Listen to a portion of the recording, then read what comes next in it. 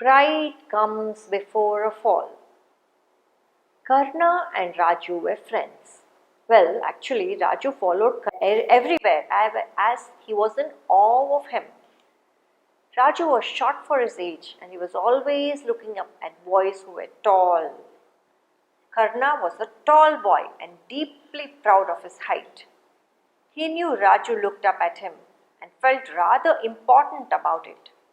But he made Raju feel that he was doing him a favor by letting him be his friend. Raju often felt hurt by Karna's behavior. Karna also teased him when he was with his group of friends.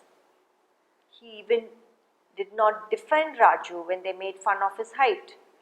But at the same time, Raju felt happy that he allowed him to be his friend when all the others only made fun of him.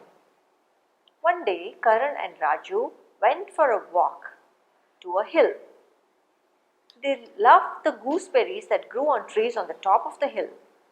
So they thought they could go and collect bunches of the berries to bring back home and have a snack with them, making it their favorite with the salt and chili powder.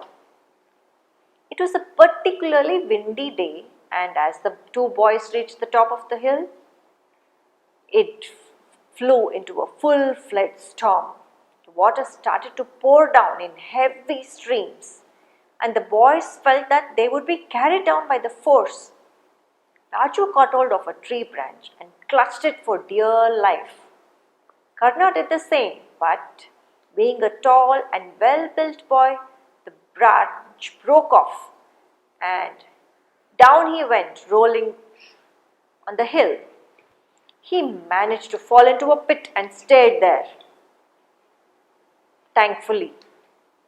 But his whole body hurt. He stayed there until the storm subsided. After the rain and wind abated, Raju came searching frantically for Karna. He called out and received a feeble answer from down the pit. When he saw Karna in the pit, Raju helped him come out of it and they returned home. After this incident, Karna stopped being proud about his height. He realized that size of the body is incidental. It is the size of the heart that matters the most. He stopped teasing Raju and soon they became the very best of friends.